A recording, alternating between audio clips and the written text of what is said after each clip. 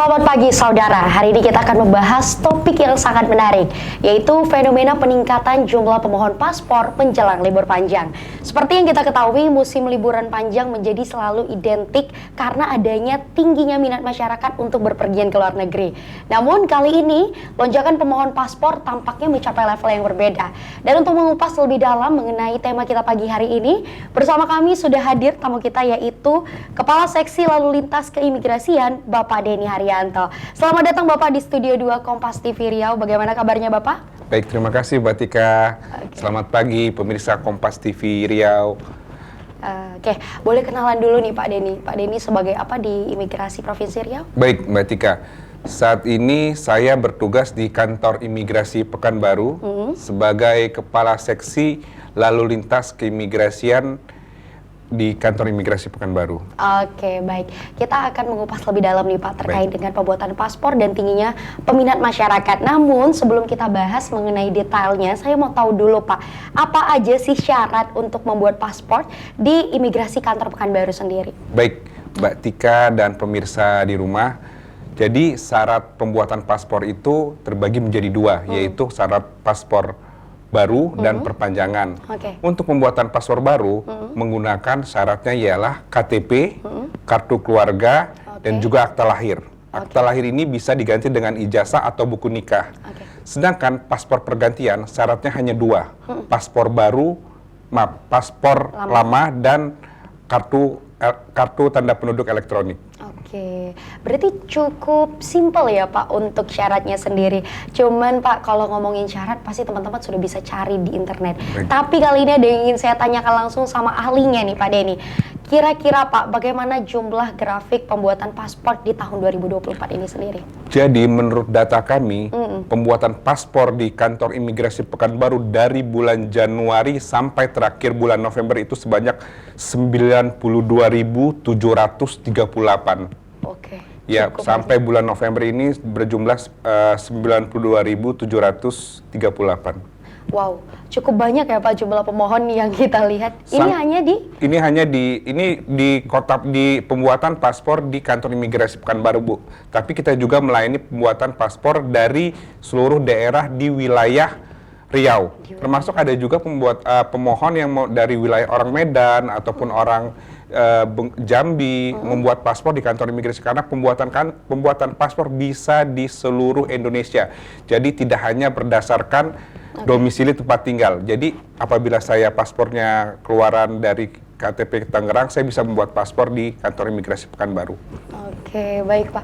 Mungkin kalau misalnya menjabarkan lebih lanjut terkait dengan domisili si pemohon tadi Pak, dari Kanwil Pekanbaru ini area kerjanya dibagi berapa Pak? Baik, Kantor Imigrasi Pekanbaru itu dibagi menjadi 4 wilayah. Pertama ialah Kota Pekanbaru, Kampar, Pelalawan, dan Rohul.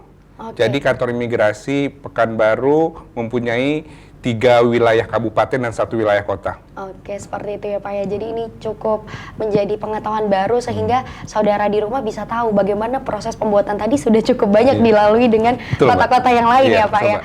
Nah, terkait itu nih Pak, sesuai dengan tema kita, fenomena peningkatan pembuatan paspor ini kan berhubungan dengan kebutuhan masyarakat untuk berpergian ke luar negeri. Itu menjadi salah satu faktor atau ada faktor-faktor lain Pak yang mendukung peningkatannya? Jadi pembuatan paspor khususnya di Kantor Imigrasi Pekanbaru ini bisa saya singkat menjadi 3 Mbak. Pertama itu untuk keperluan wisata. Seperti kita ketahui bahwa harga tiket dari Pekanbaru ke Malaysia itu lebih murah daripada Pekanbaru ke Jakarta. Jadi pada saat dilakukan wawancara, kenapa mereka membuat paspor? Karena untuk berlibur ke Malaysia. Kedua ialah untuk berobat Mbak.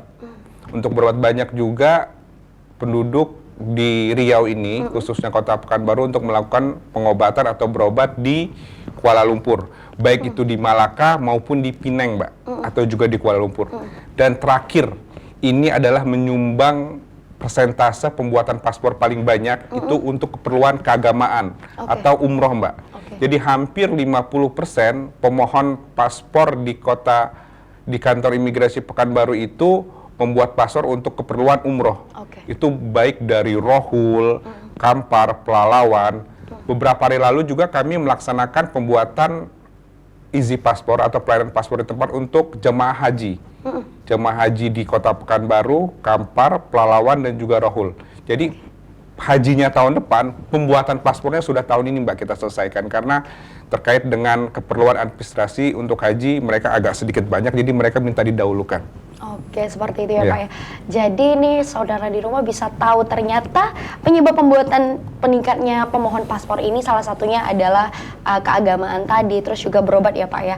Oke Pak, terkait hal itu Pak, kira-kira saya lihat di Instagram, di media sosial dari keimigrasian kantor wilayah Pekanbaru sering membuat ini ya Pak ya, pembuatan paspor di mall. Nah, itu mungkin boleh dijelaskan apakah itu salah satu upaya percepatan juga nih? Jadi gini, dalam rangka meningkatkan pelayanan terhadap masyarakat, kantor imigrasi Pekanbaru juga kantor wilayah Kementerian Hukum dan HAM melaksanakan pelaksanaan pembuatan paspor di mall atau kita sebut easy paspor. Jadi ini karena pembuatan paspor itu berdasarkan pembuatan paspor di kantor imigrasi itu berdasarkan kuota Mbak. Sehari kami melayani 280 pemohon. Karena kalau kami melebihi kuota itu pegawai pun bisa pulang malam Mbak. Jadi itu sudah dihitung semua, kami sanggup melayani 280 pemohon per hari karena banyaknya sekali animo masyarakat khususnya pada bulan Desember ini untuk keperluan berlibur, umroh, dan juga keperluan berobat. Kami melaksanakan pembuatan paspor di mall yang kuotanya itu satu hari 500 Mbak. 500 berarti kita laksanakan Sabtu dan Minggu, berarti 1-2 hari itu kita laksanakan 1000. Dan ini sudah kita laksanakan ketiga atau keempat kali Mbak. Ketiga atau keempat kali untuk dalam 3 bulan terakhir ini. Jadi itu untuk dalam rangka kami meningkatkan kualitas pelayanan terhadap masyarakat sehingga masyarakat tidak perlu menunggu lama untuk pembuatan paspor. Baik. Memang ini adalah salah satu upaya yang sangat berdampak nih Pak bagi masyarakat, termasuk kita kaum muda itu dapat privilege lah bisa buat paspor di hari libur gitu, apalagi di tempat umum. Dan berkaitan dengan itu Pak, apakah ada perubahan kebijakan atau prosedur imigrasi yang mempengaruhi jumlah paspor dalam periode ini Pak? Baik. Pembuatan paspor itu di kantor imigrasi kita menggunakan aplikasi bernama aplikasi M-Paspor. M-Paspor ya. Aplikasi M-Paspor. Jadi teman-teman pemirsa yang mau membuat paspor wajib mendownload aplikasi M-Paspor. Kemudian juga kita ada pelaksanaan Easy Paspor.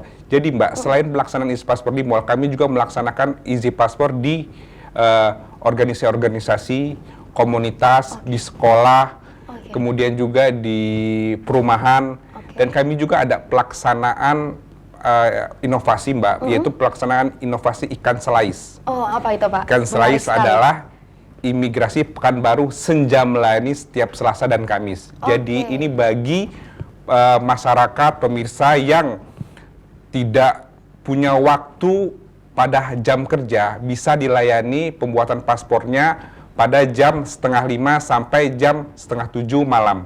Itu setiap hari Selasa dan Kamis. Kami melayani masyarakat Kota Pekanbaru dalam pembuatan paspor. Itu ikan selais itu di mana tuh Pak biasanya lokasinya? Jadi ikan selais lokasinya tetap di kantor Mbak, tapi pada jamnya saja. Jadi ini berangkat dari banyak keluhan masyarakat bahwa jika kami membuat paspor pada jam kerja, kami dipotong gajinya. Ya kan? Jika kami membuat paspor pada jam kerja, anak-anak kami harus bolos sekolah. Ya, ikan selais ini sudah 2 tahun kami laksanakan Pak. Jadi ini adalah berawal dari kebutuhan masyarakat untuk pembuatan paspor bukan di jam kerja. Jadi kami membuat inovasi bernama ikan selais, inovasi imigrasi Pekanbaru senja melayani setiap Selasa dan Kamis. Widih, keren banget ya Pak ya. Jadi ini sudah terjawab nih saudara di rumah yang lagi menonton, mungkin ada yang belum mengetahui, sekarang sudah tahu, silahkan dipersiapkan waktunya, nggak ada lagi alasan untuk menunda-nunda buat paspor, jangan sampai liburannya ketinggalan ya Pak ya. Tapi Pak, ini kan sudah banyak inovasi, sudah banyak pencegahan supaya masyarakat bisa mudah melakukan permohonan paspor. Yang keempat pertanyaan saya Pak, apakah pihak imigrasi mempersiapkan diri untuk mengatasi lonjakan permintaan pembuatan paspor yang tinggi di akhir liburan panjang ini Pak? Tentu Mbak. Jadi yang perlu dipersiapkan adalah man dan power. Man dan power. Jadi man. Kami menambah sumber daya manusia dalam proses pelayanan terhadap masyarakat. Dengan melonjaknya permohonan masyarakat dalam membuat paspor, kami menambah sumber daya manusia untuk bekerja di bidang pelayanan. Kemudian power ialah sarana prasarana. Kami meningkatkan sarana prasarana dengan menambah jumlah kuota yang bisa untuk melayani paspor, itu yang di kantor imigrasi ya. Kemudian kami juga menambah alat cetak, kami juga menambah semua peralatan-peralatan yang diperlukan untuk mendukung pelaksanaan paspor berjalan baik, seperti peningkatan kuota, peningkatan server. Kami melaksanakan semuanya agar pemohon paspor khususnya di kantor imigrasi Pekanbaru bisa terlayani dengan maksimal. Oke, tuh udah ada manpower dari segi SDM-nya, teknologinya semua sudah dilengkapi ya Pak ya untuk mencegah adanya molor karena permintaan yang cukup banyak. Dan kalau misalnya sudah ada pencegahan seperti itu Pak, apakah ada risiko yang perlu diperhatikan Pak terkait peningkatan jumlah pemohon paspor dalam waktu akhir tahun ini? Baik, jadi dalam beberapa hal terdapat penyalahgunaan paspor untuk bekerja secara non-prosedural, Mbak. Jadi paspor yang mereka bilang pada saat wawancara untuk wisata, tapi mereka melakukan untuk bekerja secara ilegal di luar negeri. Itu kami, walaupun pelayanan tetap kami laksanakan, tapi kami tetap melakukan pengawasan dan penegakan hukum agar dipastikan bahwa paspor itu dipergunakan sebagaimana mestinya, tidak untuk bekerja secara prosedural di luar negeri. Karena pada bulan-bulan terakhir banyak sekali pemohon paspor yang kami gagalkan karena mereka ingin bekerja di Kamboja, Mbak, sebagai scamming, judi online, ya. Jadi kami mengagalkan setelah kami tanya, kami profiling lebih mendalam. Jadi kami bisa mengagalkan pembuatan paspor bagi mereka yang ingin bekerja secara non-prosedural, apalagi bekerja untuk judi online, Mbak, di Kamboja, dan juga untuk seperti pembantu rumah tangga, tapi dia tidak punya skill yang cukup. Karena kan kita juga kasihan, Mbak, apabila mereka tidak punya skill yang cukup bekerja di luar negeri, ketika ada apa-apa di luar negeri, mereka tidak ada tempat untuk meminta pertolongan. Berarti memang dari segi pembuatan paspor ini sendiri cukup banyak ya Pak yang harus dipertimbangkan, termasuk dari segi evaluasi. Baru saya tahu nih Pak bahwasannya ternyata banyak juga masalah-masalah yang memang harus dimitigasi dari pihak imigrasi sendiri ya Pak ya.